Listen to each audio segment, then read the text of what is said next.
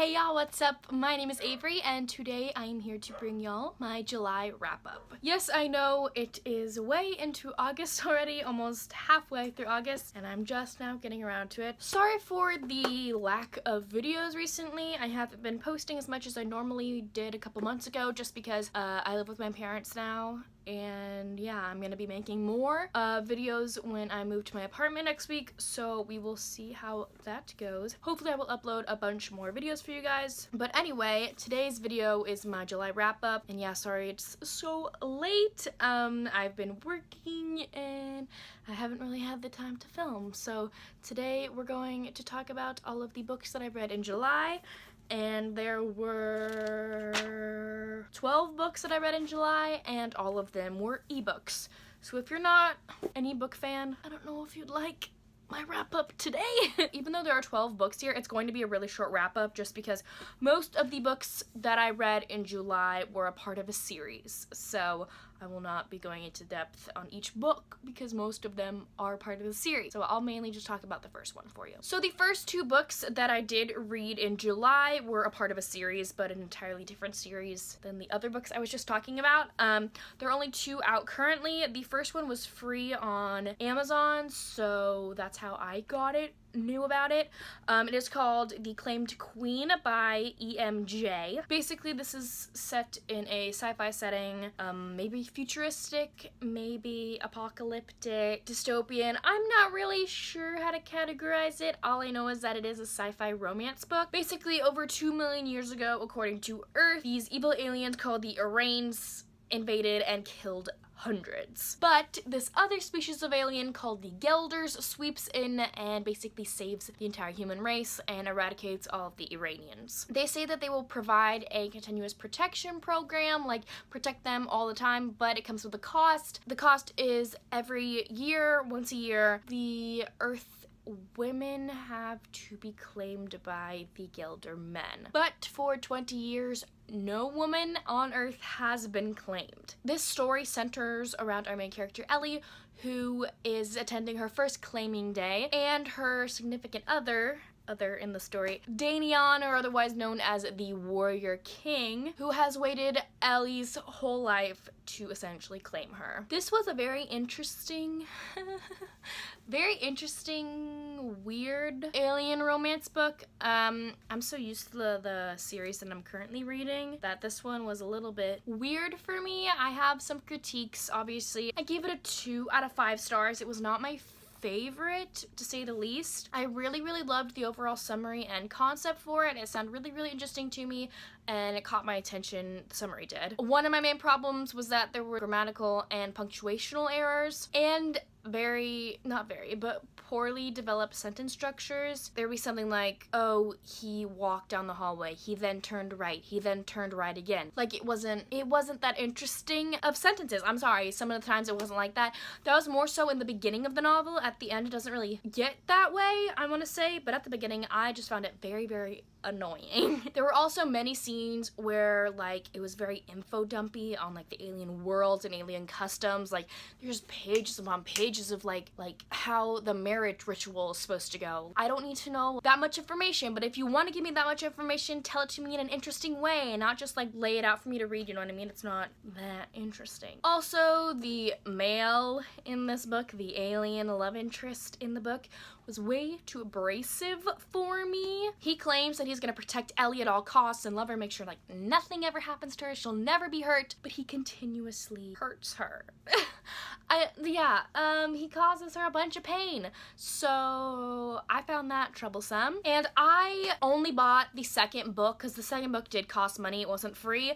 I only bought it because I was genuinely curious as to what was going to happen in the story, because I normally don't just DNF series. That's not me, even if they're not that good. I still follow through with what I'm reading. And I somewhat liked Ellie as a main character. So yes, the second book that I read in July was The Hidden Queen by EMJ, and I also gave this one a 2 out of 5 stars. Can't really talk about this one. It's just a continuation of the next book, and yeah, that's it. The third book that I read in July was Mr. Control by Maya Hughes. They say that being a billionaire has its perks, but Reese hardly notices. After being widowed, Reese's daughter is the most important thing to him. But his daughter Esme has not spoken to anyone since her mother's death. But then one day, Esme goes missing all of a sudden and Reese is like losing his mind. But Esme ends up safe and sound in a restaurant with a cute little waitress taking care of her. When he finds her, Reese is ready to give the nice lady a reward and be on his way. But then Esme speaks to her. It's a simple thank you, but he knows that he cannot let this waitress get away. This was a cute little romance billionaire story. I'm kind of like trash for those stories. I don't know about y'all, but I am. I think it would be freaking awesome. End up just marrying a billionaire or falling in love with a billionaire one day, you know what I mean? So someone has interest to me.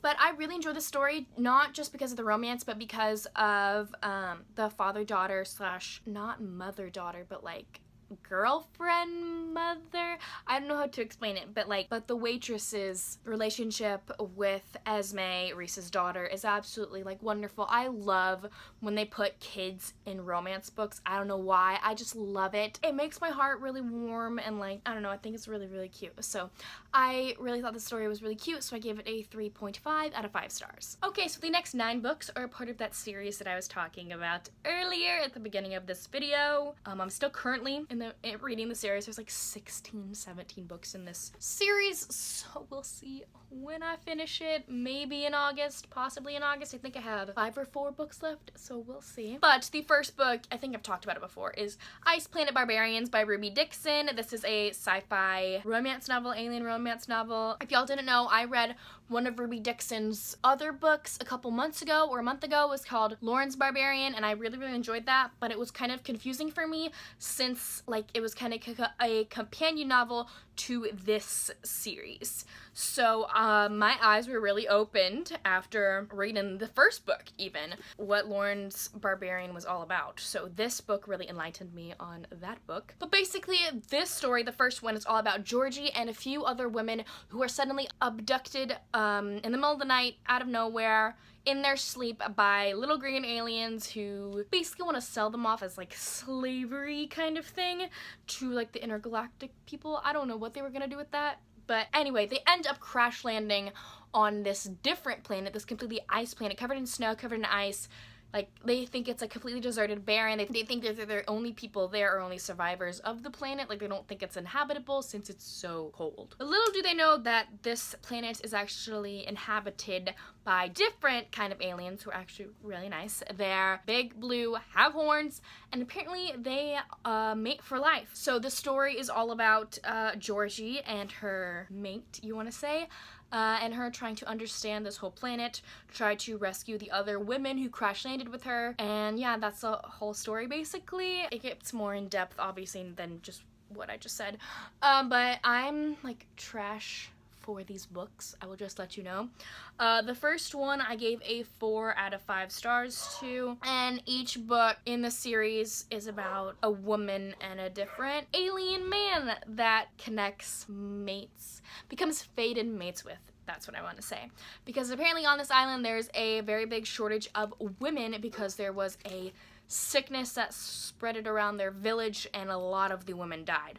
So a lot of the men are left without mates. So that leads me into the 5th book that I read in July, which was Barbarian Alien by Ruby Dixon. And yeah, I'm not gonna talk about the summaries of the rest of the books just because I don't want to spoil. So yes, I gave this one a 3 out of 5 stars. The 6th book that I read was Barbarian Lover by Ruby Dixon, another 3 out of 5 stars. 7th was Barbarian Mine by Ruby Dixon, 3 out of 5 stars again. The 8th book was one of the novellas for the book, which was like in between book 4 and book 5, called Ice Planet Holiday by Ruby Dixon, and I gave this one a 2.5 out of 5 stars. The 9th book that I read, which is the 5th book in the Ice Planet Barbarians series, was Barbarian's Prize by Ruby Dixon, which I gave a 3 out of 5 stars. And book number 10, which is book number 6, is called Barbarian's Mate by Ruby Dixon, which I gave a 4 out of 5 stars. I really enjoyed that one. Book number 11 that I read was Having the Barbarian's Baby, which was another novella, number 6.5 in the series. series, and I gave this one a 2.5 out of 5 stars. And the last book that I read in July, which was the 12th book, was another novella, which takes place after the novella that goes before this one. It's number 6.6, called Ice Ice Babies by Ruby Dixon, and I gave this one a 2 out of 5 stars. There you have it. Those are all of the books that I read in July. I know it was a lot, and I didn't really talk about a lot of them, but you know what? I have already read so much in August, so I will have a lot to talk about for the August wrap-up. And don't worry, it's not all ebooks, okay? And I'm not sure if I'm going to upload my July ebook haul for this month. I may film / upload it when I move into my apartment, just because I don't really have the space right now to sit in front of my bookshelf. My room is completely covered in boxes and packing stuff. So yeah, this is like the only free space that I have to stand up in my room right now. So I don't have a place to sit and film because I have to sit down for the ebook haul videos because it takes so long to read all those summaries. So yes, I think I have one more video for y'all until you will be seeing videos of me in my apartment. So yeah, be excited for that. As I said before, I will be uploading more frequently. Sorry if I haven't been doing that. Bad on me. Anyways, yeah, thank y'all so much for watching, and I will see y'all soon with a new video. Bye.